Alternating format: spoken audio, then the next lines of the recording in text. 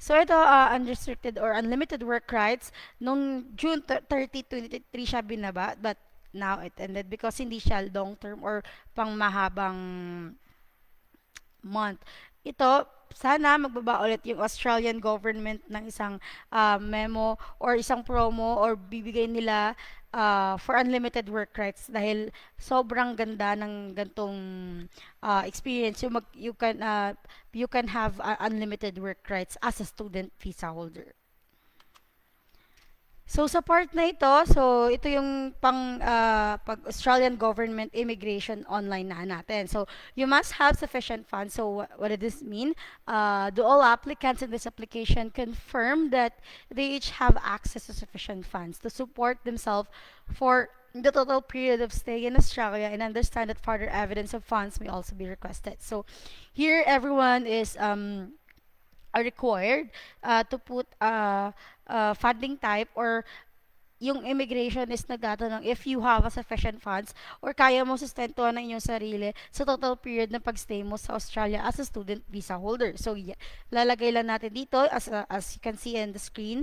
Ayan yung mga question. So, ayan, ilalagay lang natin sino yung nagfa-fund sa atin, ano yung funding type, ano yung value ng money mo sa Australian dollar. So, yung final institution yan.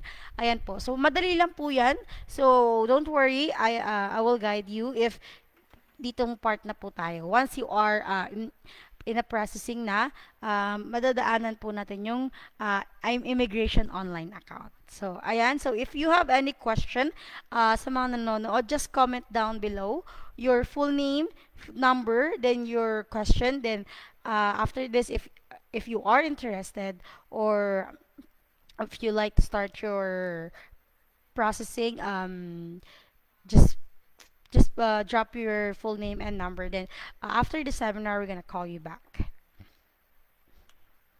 Here, sa part na ito, we discuss yung typical reason of rejection. So, what are the typical reason of rejections? First of all, health declarations. Once mag-propose ka sa visit mo sa Australia or during your student visa holder, kailangan wala kang medical cause or requirement treatment monthly, or you have a blood disorder, cancer, heart disease, hepatitis B, C, or liver disease, kidney disease, including dialysis, mental illness, pregnancy, respiratory disease that has required hospital admission or oxygen therapy. So, everyone, kailangan wala tayong ganitong nararamdaman na sakit once you are applying as a student visa holder. Because why? Pwedeng maging reason ito ng your automatic denial or rejection.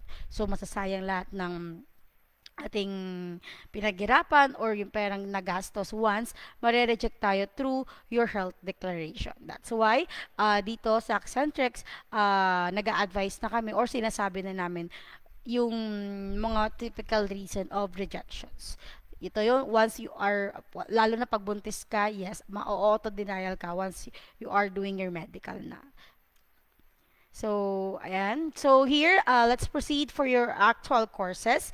So, dito, yung actual courses natin for early childhood education and care courses and community service courses. So we have Certificate 3, Diploma of Early Childhood, the Package Early Childhood, Certificate 4 in Mental Health, Diploma of Community Service Courses, Package Health and Community Service Courses. So as you can see in the screen, makikita dito yung enrollment, tuition, and material fees. So dito, at least you are aware of how much you're gonna spend on that kind of courses na kukunin mo. So, at least, alam nyo na. So, ito yung enrollment, tuition, and material fees for Certificate 3.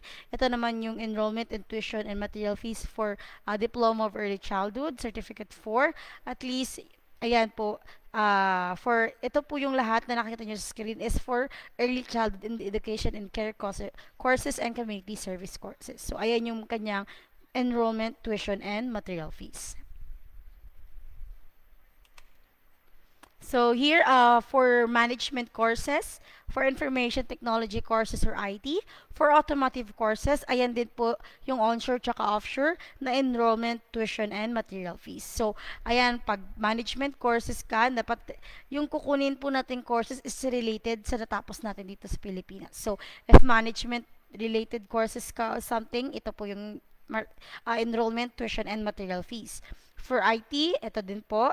And for automotive courses, ito, ayan din po yung mga tuition and material and enrollment fees. For trade courses, for engineering courses, and hospitality courses, ito naman po ang kanilang enrollment, tuition, and material fees. So, ayan guys, once yung related courses nyo is nasa screen na, can picture it out so that you are aware or you have any idea na kung magkano ang babayaran mo.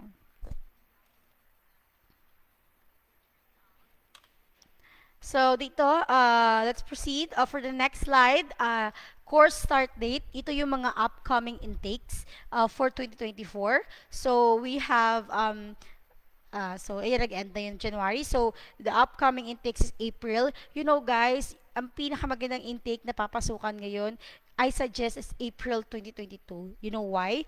Because this intake doesn't require show money in IELTS. That's why it's so easy to apply as a student visa holder or ang sobrang dali magka-visa granted because hindi sila required for show money in IELTS yung school na ito sa Australia. For April because I don't know how long it gonna takes kung aabot na ba ng July yung no show money, no IELTS na promo nila. I don't think so.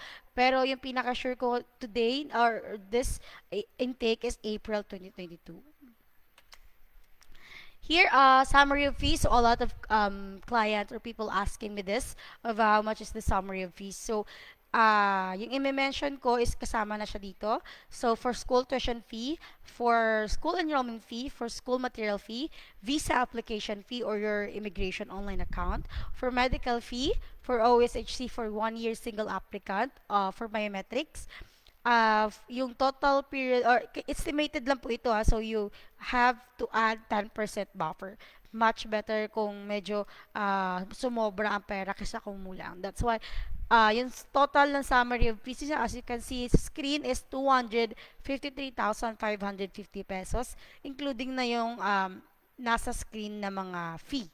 So, yung hindi lang ata include dito is yung accommodation tsaka yung ticket nyo papuntang Australia. So, how to earn almost 1 million in just 5 months. So, doon kasi ang laki ng minimum rate nila. So, if you're earning a $35 per hour and work 40 hours a week, you get 1,400 a week salary. So, sa 5 months na yon, you earn almost 1 million if you are a single applicant. Wala kang spouse. Pag may couple ka naman or dalawa kayong aalis, you can earn almost 2 million in just 5 months as a couple. That's why, if you're earning base pa din ito sa $35 per hour and work 40 hours a week. So, dalawa kayo, dinoble lang siya. And sa almost 5 months nyo sa pagstay sa Australia, you almost earn 2 million. So, ang laking ipon nun as a couple. 'Di ba? As a stepping stone, sobrang laking ipon po nun. So, here, this is the 8-step application process. So, yung unang process or step 1 is sign the agreement or contract here in Accentrix. Step 2, submit all the requirements. Step 3, assessment of your qualification. Step 4, you will receive an advice. Step 5, submit application to school. Step 6, convince the immigration that you are a genuine student or dito papasok ang ating GTE or SOP or statement of purpose. Step 7, submit visa application. Step 8, arrange accommodation and travel. So, ito ang steps or ang application process na yung i-undergo ng ating future student visa holder. So, ayan, form. Fill up the PDF form agreement, school enrollment form, and etc. Submit all the required document. Pay the enrollment fee directly to school. Walang dadaan sa company. Diretso po sa school ang babayaran po ninyo. Pay the tuition fee directly to school also. And apply for a visa immigration. And yung immigration fee is directly sa immigration din po kayo magbabayad. Ito yung mga stages na madadaanan nyo along the processing way as a student visa holder.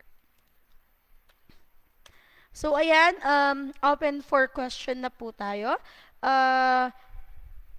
it's just a short seminar for Australia because sobrang, bakit short? Kasi sobrang dali ngayon ng way or ang processing way papuntang Australia as a student visa holder, lalong-lalo na walang show money and walang IELTS. That's why it's so basic to apply as a student visa holder.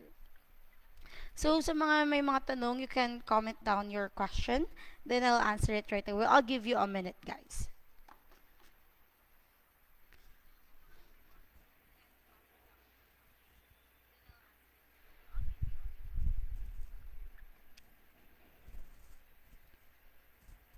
So if you don't have any question na po everyone, you can still comment your full name, number or email address. Then after this seminar or after this seminar, you can our team gonna call you back to answer your inquiry, or if you want to set up an appointment of a face-to-face consultation in our offices.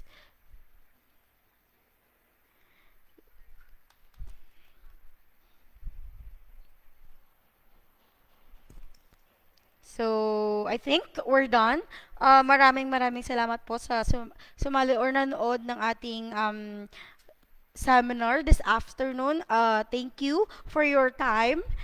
And I hope one of my viewers they're gonna start their application process. So if you are interested, just comment down below your full name, number, and or you can message our FB page, which is Accentrix, and or you can call to 0945 4352 606. Again, it's 0945 4352 606.